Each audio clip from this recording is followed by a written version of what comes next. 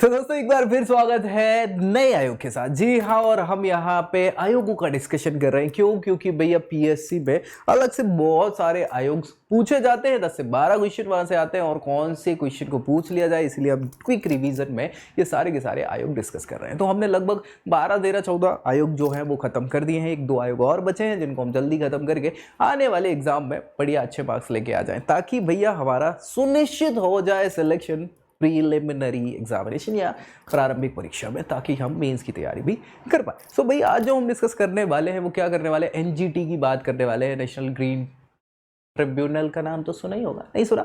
NGT बहुत important है क्योंकि 2010 में अधिनियम के द्वारा ये सांविधिक निकाय बन चुका है। स्टैट्यूटरी स्ट्रक्चर है इनका, बॉडी है। और आपने कई बार सुना होगा कि फला फला स्टेट पे एनजीटी ने लगाया 10 लाख का, 10 करोड़ का, 50 करोड़ का जुर्माना। नहीं, 50 करोड़ का तो इनको अधिकार था नहीं, ऑब्वियस सी बात है। लेकिन ठीक है, ये जुर्माना क्यों? पर्यावरण संरक्षण से रिलेटेड। हाँ, और समय के साथ साथ पर्यावरण का प्रदूषण इतना फैलता चला जा रहा है, लोग अपनी तरक्की में क्या कर रहे हैं, पर्यावरण को बिल्कुल दरकिनार करके पर्यावरण प्रदूषण फैलाते फैलाते फैलाते खुद को डेवलप करते चले जा रहे हैं। और इससे क्या हो रहा है कि आने वाली पीढ़ियां और अभी वर्तमान पीढ़ियों के साथ भी समस्याएं हो रही हैं अलग अलग प्रकार की। अलग अलग प्रकार में हम उसको, चाहे वो स्वास्थ्य संबंधित की बात करें या फिर विकार, मानसिक विकार, शारीरिक विकार, इस टाइप की बहुत सारी समस्याएं हो रही हैं। तो ये पूरा का पूरा जो ट्रिब्यूनल है, अधिकरण है, ये बनाया गया है क्योंकि इनको अधिकार संविधान में मिला है। और संविधान के बेसिस पे, मतलब डायरेक्टली तो नहीं, हाँ, संविधान के आर्टिकल 323 बी में ये सारी चीजें लिखी हैं कि पर्यावरण, वित्त, बीमा से रिलेटेड आप अधिकरण बनाए जा सकते हैं। तो उसी पे इसको बनाया गया एक अधिनियम के द्वारा 2010 में, और अब ये आयोग के रूप में हमारे एग्जाम में आता है। तो हमें पूछा जाता है, इसलिए इस पर डिस्कशन करना है। क्या क्या पढ़ेंगे भैया?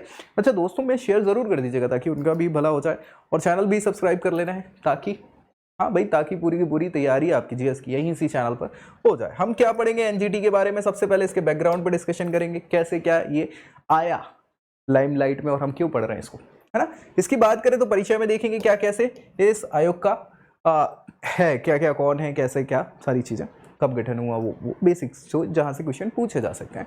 संरचना स्ट्रक्चर देखेंगे, कौन कौन होता है, एक अध्यक्ष, कितने सदस्य, नियुक्ति कौन करेगा, इनके क्या फंक्शंस हैं, क्या पावर्स हैं, इनके डिसीजन जो मेजर लिए जा चुके हैं इनके द्वारा, बहुत सारे।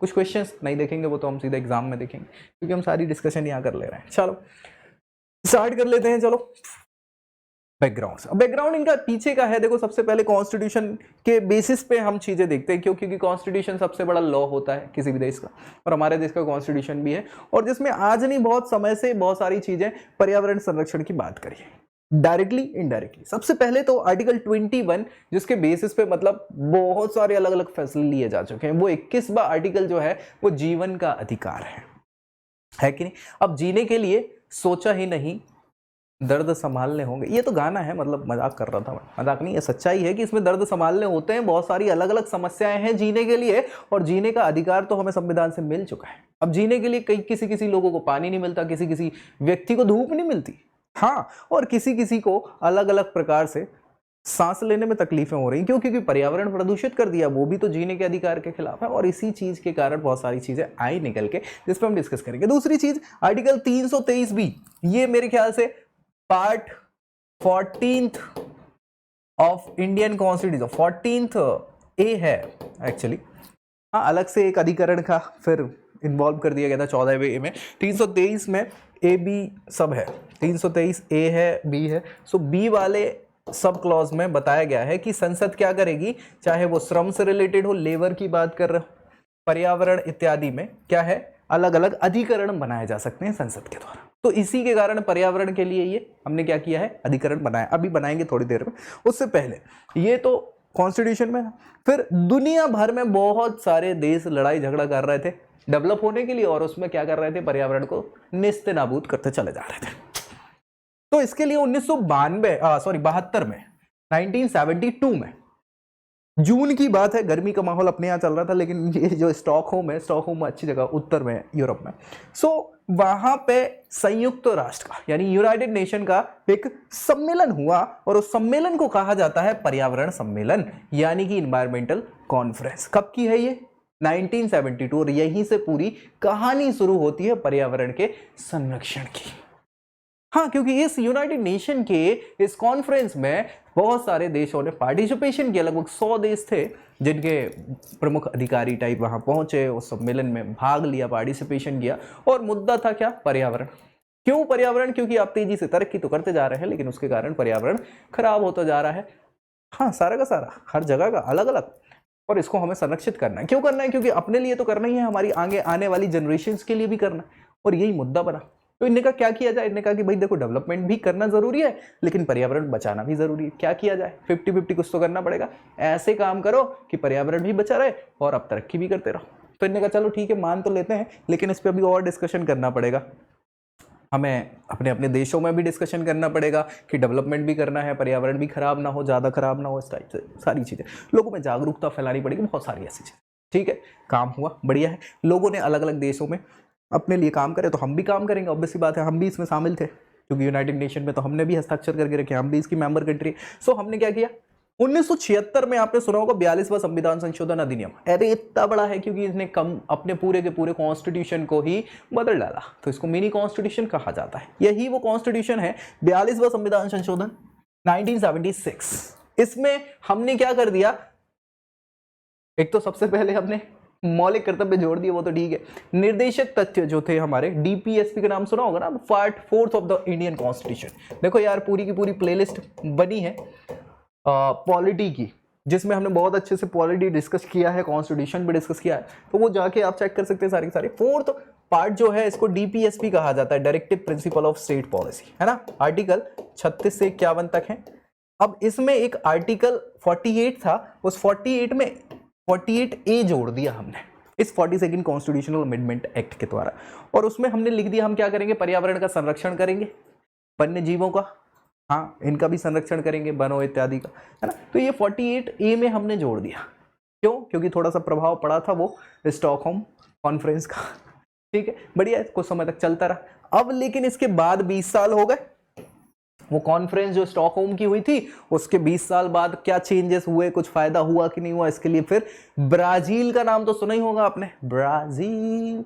उस ब्राजील के रियो डी जनेरियो जगह का नाम है भाई, और वहां पे हुआ अर्थ समिट, पृथ्वी सम्मेलन, जो कि इंपॉर्टेंट है। और ये क्वेश्चन भी पूछे जाते हैं सीधे सीधे पीएससी और बाकी के एग्जामिनेशन में कि ये रियो डी जनेरियो का सम्मेलन किससे संबंधित था, पृथ्वी सम्मेलन कब हुआ था, तो ये सारे क्वेश्चन। तो भैया ये रियो डी जनेरियो में तो और वो 100 लोग तो थे ही, 100 अलग अलग देशों के और भी लोग शामिल हुए, और उन्होंने फिर डिस्कशन किया कि भाई कैसे क्या क्या क्या कर रहा हूँ भाई पर्यावरण के संरक्षण में। पृथ्वी की तो हालत खराब होती जा रही है, ओजोन परत और क्षय होती चली जा रही है, इतनी सारे अलग अलग बहुत सारे डिसीजेज होते जा रहे हैं स्किन से रिलेटेड, क्या कर क्या रहे हो तुम लोग भाई। तो हम लोगों ने कहा देखो यार, हम तो वैसे कमजोर लोग हैं, तुम लोग समझो, तुम बड़े लोग हो, डेवलप्ड हो, यूएस यूके और चाइना माइना, ये सारे लोग, जापान पैन, जो बड़ी बड़ी डेवलप्ड कंट्री थी, हाँ, यूरोप की, उनसे बोला कि भाई आप ही लोग तेजी से विस्तारित करते चले जा रहे हो, क्या करें। हम लोग गरीब लोग हैं, तो हम लोग तो कोयले से ही खाना बनाते हैं अभी भी, कोयले से मतलब चूल्हा जला के और सारी चीज़ें, तो वो तो प्रदूषण होता है। लेकिन हाँ, इसको कम करेंगे धीरे धीरे, सारी चीज़ वो काम चलते रहे धीरे धीरे। और यहाँ पे थोड़ा सा अब बात करी गई कि नहीं, निकट अगले 20-30 वर्षों में हमको क्या करना है, पृथ्वी पे डेवलपमेंट तो करना है, लेकिन हाँ बराबरी से काम करेंगे ताकि थोड़ा सा कार्बन एमिशन और बहुत सारी चीज़ों पे रोक लगाई जा सके, ताकि हम इस एनवायरमेंट पोल्यूशन को कम कर सकें। तो सहमति बनी, ऑब्वियस सी बात है, बनेगी ही। उसके बाद धीरे धीरे काम हुआ। तो भारत सरकार ने क्या किया? भारत सरकार ने बहुत अच्छा काम किया। 2010 में अक्टूबर 18 इनने कहा कि अब भारत में पर्यावरण संरक्षण के लिए एक आयोग बना दिया जाए। अब वो आयोग तो नहीं था, अधिकरण था, है ना, ट्रिब्यूनल जिसको बोला जाता है। ठीक है, सो उन्होंने राष्ट्रीय हरित अधिकरण या नेशनल ग्रीन ट्रिब्यूनल अधिनियम बनाया 2010 में, और इसके द्वारा एनजीटी का गठन कर दिया। सिंपल सी बात, ये पूरा का पूरा एनजीटी हो गया। अब पूरा का पूरा एनवायरमेंट से रिलेटेड कोई भी कानून हो, कोई भी समस्या हो, कोई भी जांच पड़ताल हो, कोई भी काम हो, वो कौन देखेगा? ये इनका काम है, एनजीटी का काम। अब उनको पूरे अधिकार दे दिए। अब अधिकार दे दिए हैं तो वो आप पे जुर्माना भी थोप सकते हैं, और ऐसा छोटा मोटा नहीं, करोड़ों का, हाँ, मैक्स टू मैक्स कितना भी। अब कई बार तो आपने न्यूज़ में सुना होगा कि एनजीटी ने थोपा जुर्माना दिल्ली सरकार पे। क्यों? पॉल्यूशन इतना ज़्यादा है कि विजिबिलिटी लेवल वहाँ पे 1100 मीटर का हो गया, दिख ही नहीं रहा लोगों को, दिन में नहीं दिख रहा।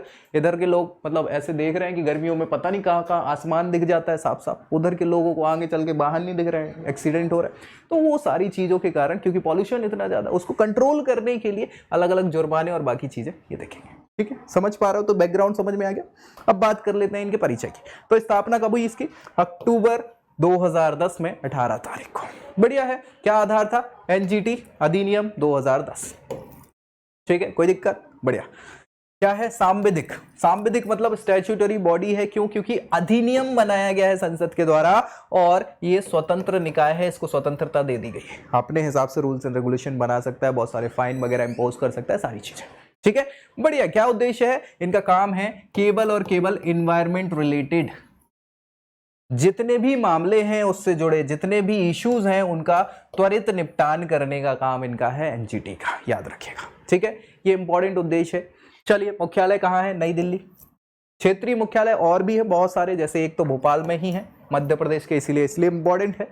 पुणे, कोलकाता और चेन्नई, मतलब आप मान लें इस टाइप का स्ट्रक्चर है। ये दिल्ली हो जाएगा, ये पुणे हो जाएगा, ये कोलकाता हो जाएगा, इधर चेन्नई हो जाएगा, बीच में भोपाल हो जाएगा। पूरे भारत को कवर कर रहे हैं। ये तो रीजनल ऑफिस है। पहले अध्यक्ष लोकेश्वर सिंह पंटा साहब थे और अभी फिलहाल आदर्श कुमार गोयल साहब जो हैं वो अध्यक्ष हैं एनजीटी के, चेयरमैन जिसको बोला जाता है। और ये क्वेश्चन पूछा जा सकता है कि भैया एनजीटी के चेयरमैन कौन है, तो आपको याद रखना। अभी तक लोकेश्वर सिंह पंटा साहब, स्वतंत्र कुमार और आदर्श कुमार गोयल अभी फिलहाल में, तो याद रखना। ज्यादा है नहीं क्योंकि ज्यादा समय नहीं हुआ ना यार, है ना? अभी 2023 ही तो चल रहा है, 10 में तो गठित हुआ, 13 साल ही हुआ। भारत तीसरे नंबर का ऐसा देश है जिसने ये इस टाइप का काम किया, एनजीटी वाला। इसके अलावा ऑस्ट्रेलिया पहले नंबर पे, दूसरे नंबर पे न्यूजीलैंड, इसके बाद इन्होंने पर्यावरण न्यायाधिकरण स्थापित करने वाला तीसरा देश है। इसलिए ये और इंपॉर्टेंस बढ़ जाती है कि हाँ यार भारत काम तो कर रहा है। उच्च न्यायालय की समान इनको पूरा का पूरा दर्जा है। किसके? सिविल न्यायालय नहीं, उच्च न्यायालय के समान दर्जा प्राप्त है। ये बहुत बड़ी बात हो जाती है एनजीटी के लिए। उच्च न्यायालय मतलब बड़े बड़े महत्वपूर्ण निर्णय दे सकता है और इसीलिए करोड़ों तक का जुर्माना लगा सकते हैं, सजा इत्यादि का प्रावधान कर सकते हैं। ठीक है, चलिए बात कर लें गठन संरचना की। इसकी अधिनियम की धारा 3 में ही इनके गठन का प्रावधान किया गया है और इसका गठन कौन करेगा? केंद्र सरकार के द्वारा इसका गठन किया जाता है। संरचना मतलब इसमें कितने मेंबर्स होंगे? एक तो अध्यक्ष होंगे, सबसे इंपॉर्टेंट, उसके अलावा सदस्य होंगे। अब सदस्य कम से कम 10 होंगे और ज्यादा से ज्यादा 20 होंगे। ठीक है, तो कम से कम 10 और ज्यादा से ज्यादा 20 सदस्य, यानी टोटल अधिकतम 21 लोग हो सकते हैं और मिनिमम 11 तो होने ही चाहिए इस एनजीटी में, है ना? Minimum maximum. ठीक, एक तो है ही प्लस 10 मिनिमम यानी कि 11 मिनिमम, एक तो है ही प्लस 20 मैक्सिमम यानी कि 21 मैक्सिमम। ये सदस्य संख्या हो सकती है। कौन करेगा गठित? केंद्र सरकार के द्वारा इसका गठन किया जाएगा। एलिजिबिलिटी क्या होनी चाहिए इन अध्यक्ष और सदस्यों की? सुप्रीम कोर्ट का जज अध्यक्ष को होना चाहिए, या तो वो जज रहे या जज हो चुके हो, रिटायर्ड हो, ठीक है, या हाई कोर्ट के मुख्य न्यायाधीश रहे। ये ऑप्शन होना चाहिए अध्यक्ष के लिए। अगर सदस्य हैं आप, तो इसमें सदस्य दो प्रकार के होते हैं, एक न्यायिक सदस्य होते हैं, दूसरे अन्य सदस्य होते हैं। तो न्यायिक सदस्य मतलब आपको न्याय का ज्ञान होना चाहिए, सुप्रीम कोर्ट या हाई कोर्ट का वर्तमान या सेवानिवृत्त न्यायाधीश होना चाहिए न्यायिक सदस्यों में, क्योंकि वही तो सारे इंपोजिशन लगाएगा, वो पूरी की पूरी जांच पड़ताल चलती है, केस टाइप की पूरी चर्चाएं होती हैं उसमें। तो भाई न्यायिक व्यक्ति होना चाहिए और न्यायिक व्यक्ति न्याय से रिलेटेड होगा, सुप्रीम कोर्ट या हाई कोर्ट का जज होना चाहिए उसको, या फिर अभी करंट में हो, या फिर हाँ वो उनका रिटायरमेंट हो चुका, रिटायर्ड जज हो। दूसरे अन्य सदस्यों में कौन होने चाहिए? जो पर्यावरण से संबंधित व्यक्ति हो, जिसको जानकारी हो, विशेषज्ञ पर्यावरण से रिलेटेड, या तो उसने 15 वर्षों का अनुभव बाहर कर लिया हो, या सरकार के अंदर रह के 5 सालों का अनुभव हो। तो इस प्रकार के जितने भी व्यक्ति हैं उनको सदस्य बनाया जा सकता है। ठीक है ना? तो ये योग्यताएं हैं जो इंपॉर्टेंट है। इसके बाद इनकी नियुक्ति, पदावधि, सेवाएं। नियुक्ति कौन करेगा? तो अब चूंकि ये पूरा का पूरा आयोग केंद्र सरकार ही गठित कर रही है, तो नियुक्ति भी केंद्र सरकार के द्वारा ही होगी। अध्यक्ष व्यक्ति की अगर बात करें और सदस्य व्यक्ति की बात करें, तो अध्यक्ष को मुख्य न्यायाधीश जो भारत के हैं उनके परामर्श से नियुक्त किया जाता है, और अन्य जो सदस्य हैं चयन समिति की सिफारिश पर किया जाता है। केंद्र सरकार ही इनका क्या करेगी? हाँ भैया, इनकी नियुक्ति करेगी। पदावधि की बात कर ले तो 5 साल का इनका कार्यकाल होता है। हाँ, अब 5 साल के कार्यकाल में देखो यार, ये तो एक टोटल ईयर का है, दूसरा जो एज का क्राइटेरिया है वो अलग अलग लोगों के लिए अलग अलग है। हाँ, ये याद रखिए कैसे अलग अलग है। हमने देखा कि यहाँ पे अध्यक्ष महोदय जो है भाई साहब, अध्यक्ष महोदय या तो सुप्रीम कोर्ट या फिर हाई कोर्ट के जज होंगे, या फिर यहाँ के सुप्रीम कोर्ट के जज होंगे, या यहाँ के मुख्य न्यायाधीश होंगे रिटायर्ड। ठीक है। तो अब वो जज वाले व्यक्ति हैं, अगर वो सुप्रीम कोर्ट से हैं तो वो रिटायर 65 साल में ही हुए होंगे ना, तभी तो वो अगली किसी चीज में जा पाएंगे। तो 5 साल का कार्यकाल, तो इनकी एज जो है 70 साल होती है। किसकी? सुप्रीम कोर्ट की। हाई कोर्ट के हैं तो वो 62 साल में रिटायर्ड हुए होंगे, तो 5 साल और 67 हो जाएगी, है ना। और अगर वो अन्य सदस्यों में है कोई विशेषज्ञ टाइप के, तो उनका तो रिटायरमेंट 60 सालों में हो जाता है, तो 65 साल उनकी एज रहेगी क्राइटेरिया। तो ये भी याद रखना है आपको, है ना, रिटायरमेंट एज। ये पुनः नियुक्ति के पात्र नहीं होते हैं एक बार अपने पद पे होने के बाद। मैक्सिमम एज हमने बताई थी 70, 67 और 65 अलग अलग हो सकती है, ये लिखा है देख लो। अगर वो सुप्रीम कोर्ट के मुख्य न्यायाधीश रहे हैं तो चूंकि 65 साल में उनका रिटायरमेंट हुआ होगा, 5 साल और तो 70 साल, है ना। अगर वो हाई कोर्ट के रहे हैं तो 62 ईयर्स में रिटायर्ड हुए होंगे, 5 साल और 60 साल। और हाँ, वही सदस्यों की बात कर लें तो वो सेम चीज, अगर विशेषज्ञ रहे हैं तो 60 साल में रिटायर हो जाते, 5 साल का और 65। तो ये बेसिक सी चीजें हैं, इसमें मतलब रटने लायक कोई चीज नहीं है, हमें पता होना चाहिए कि क्या कैसा क्राइटेरिया हो सकता है। धारा 8 जो है वो इनके रेजिग्नेशन के बारे में बताती है। सभी के सभी मेंबर्स रिजाइन कर सकते हैं, बिल्कुल उन्हें कुछ कारण बताना होगा, उचित कारण, ऐसे जबरदस्ती नहीं। और किसको करेंगे? जिनने हमको अपॉइंट किया उनको ही हम रिजाइन देंगे, केंद्र सरकार को ही देंगे। वेतन और सेवा शर्तें इत्यादि कौन डिसाइड करेगा? तो वो भी केंद्र सरकार ही करेगी, वही बना रही है सारी की सारी चीजें। हटाने का कार्यक्रम भी कौन करेगा? केंद्र सरकार ही करेगी। हाँ, लेकिन इसकी प्रक्रिया ऐसे नहीं कि मन हुआ तो हटा दिया गया, भैया तुम अच्छे नहीं लग रहे हो, निकलो तो तुम इधर से, ऐसा नहीं होगा। इनके पीछे के भी कारण होते हैं, और ऑब्वियस सी बात है हटाने के पीछे सारी की सारी प्रक्रिया जो है वो वैसे ही होगी, साबित कदाचार, पूरी जांच होगी सुप्रीम कोर्ट की, उसके बाद इनको हटाया जाएगा। याद रखिए, सुप्रीम कोर्ट की जांच के बाद केंद्र सरकार हटाएगी अध्यक्ष और न्यायिक सदस्यों को। दूसरे आधार में दिवालिया घोषित हो जाए तो बहुत सारी अक्षम्यता हो सकती, शारीरिक, मानसिक, या फिर इन्होंने ऐसे अपराध कर दिए हों जिनके लिए इन्हें दोषी करार दे दिया गया हो। साथ ही साथ असमर्थता हमने डिस्कस कर ही ली, शारीरिक मानसिक रूप से, और इन्होंने बहुत सारे हाँ दूसरी और जगह काम कर लिया हो जो अलाउ नहीं है, पैसे लेके काम कर लिया हो किसी दूसरे का, तो ये एक साथ दूसरी जगह हम ऑफिस ऑफ प्रॉफिट पे काम नहीं कर सकते। ठीक है, चले आयोग क्या क्या काम करेगा, उनके फंक्शंस की बात कर ले। सो ऑब्वियस सी बात है, एनजीटी बनाया किस लिए है? ग्रीन ट्रिब्यूनल, पर्यावरण से रिलेटेड, ऑब्वियस सी बात है। तो भाई पर्यावरण से जुड़े जितने भी मुद्दे हैं उनको प्रभावी, उनके जल्दी निराकरण के लिए ये बनाया गया, तो ये इनका काम है, ये करना है। जंगलों की सुरक्षा करना, आग से बचाना हर प्रकार से, मतलब ऐसी नहीं कि केवल आग की, ठीक है, उसका संरक्षण करना, ये इनका प्रमुख काम है। इसके अलावा प्राकृतिक जो जोत है, खेत है, वो सारी चीजें, उन सारी चीजों का संरक्षण करना, प्रकृति को बचा के रखना, कुल मिला के हम ये बोल सकते हैं। उनसे जुड़े जितने भी कानून हैं उनकी रक्षा करना, और भैया इनके अधिकार हों, अगर किसी व्यक्ति विशेष के, नागरिकों के अधिकार, तो उनका हनन होने से रोकने का काम भी कराया जाएगा, उनसे आर्थिक सुरक्षा भी मुहैया कराई जाएगी। ठीक है, आम लोगों में जागरूकता का प्रसार करने का काम भी इनका ही है। फैलाओ ना भैया, जितना ज़्यादा अवेयरनेस फैला सकते हो आप फैलाओ। स्वच्छ पर्यावरण, स्वच्छ भारत अभियान वगैरह, ये सब सोच लो ना, एनजीटी के सहयोग के साथ काम हो रहा है कि सब काम स्वच्छता से होता रहे, तो व्यक्ति भी हो, बीमारियां कम हो, जगह भी सही हो, पर्यावरण भी सुरक्षित रहे, तो ये सारे काम एक साथ होते हैं। अच्छा, एक चीज़ और देख लेना कि नुकसान जितना भी पहुंचाओगे पर्यावरण को, उनकी गतिविधियों को ट्रैक किया जाता है और उन्हें कड़ी से कड़ी सजा दी जाती है, ये भी याद रखिएगा। हाँ, इनको बहुत सारी शक्ति प्राप्त है, सुप्रीम कोर्ट नहीं, हाई कोर्ट जितनी तो शक्ति प्राप्त है, हाई कोर्ट बड़ी चीज़ है, उसके बाद सीधे सुप्रीम कोर्ट ही जा सकता है, तो वही चीज़ है। क्या क्या शक्तियाँ हैं देख लेते हैं। इन्हें वो शक्तियां प्राप्त हैं कि ये किसी भी मामले की सुनवाई कर सकते हैं जो प्रत्यक्ष अप्रत्यक्ष रूप से पर्यावरण से रिलेटेड हो। अब ये तो मान लो कि आप चाहो तो भाई हर किसी को पर्यावरण से जोड़ सकते हो, ठीक है, तो किसी भी मामले की सुनवाई ये कर सकते हैं। दूसरी चीज है, ये वैधानिक निकाय हैं, विधि के द्वारा इनको स्थापित किया गया है, तो वैधानिक निकाय हैं, तो एनजीटी अपीलीय क्षेत्राधिकार रखते हैं, जिसके तहत ये सुनवाई कर सकते हैं। तीसरी चीज याद रखो कि ये नागरिक प्रक्रिया संहिता 1908, जो नागरिक प्रक्रिया सिविल प्रोसीजर कोड है ना, तो उसमें न्यायिक प्रक्रिया का पालन करने के लिए बाध्य नहीं है, ये नेचुरल सिलेक्शन पे वर्क करती है, ठीक है, नेचुरल न्याय के सिद्धांत पे, प्राकृतिक न्याय के सिद्धांत पे, और उसके आधार पे इन्हें जो लगता है वो ये कर सकते हैं, अलग अलग जुर्माना इत्यादि ये लगा सकते हैं, बिल्कुल लगा सकते हैं। पीड़ितों के लिए क्षतिपूर्ति इत्यादि प्रदान करवाने का काम भी कर सकते हैं, और नियमों का पालन नहीं करने पर, ठीक है, दंड इत्यादि का प्रावधान भी लगा सकते हैं। साथ ही साथ आप देखेंगे तो अगर कारावास देना पड़ गया तो 3 साल तक बढ़ाने का और प्रावधान है कि किसी को कारावास दिया उसको 3 साल और बढ़ा देंगे अधिकतम, और 10 करोड़ रुपए तक का अर्थदंड ये लगा सकते हैं। किसी भी अलग अलग कंपनी और इन सारी चीज़ें लगाते ही हैं। आपने कई बार न्यूज़ वगैरह पढ़ी होंगी कि यार 10 करोड़ का जुर्माना लगा, ये लगा वो लगा, तो अलग अलग लेवल पे इतना भाई बहुत होता है, कम नहीं होता है, ठीक है। एनजीटी के द्वारा जितने भी आदेश वगैरह दिए जाते हैं, निर्णय अधिनिर्णय जो भी है, उनको आप सुप्रीम कोर्ट में ही जाएंगे, क्योंकि हाई कोर्ट जितनी तो पावर इनमें ही है, तो सुप्रीम कोर्ट में 90 दिनों के भीतर आप अपील कर सकते हैं, अदरवाइज वो फिर उसके लायक ही नहीं रहेगी, तो गड़बड़। क्या क्या इनके पास ऑप्शन है, किन किन से रिलेटेड ये कानूनों पे वर्क कर सकते हैं, तो आप देखें इन्होंने जल प्रदूषण निवारण नियंत्रण अधिनियम 1974 जो हुआ कर रहा था उस पर भी काम कर सकते हैं। इसके अलावा जल प्रदूषण नियंत्रण उपकर अधिनियम 1974 शेष वाला।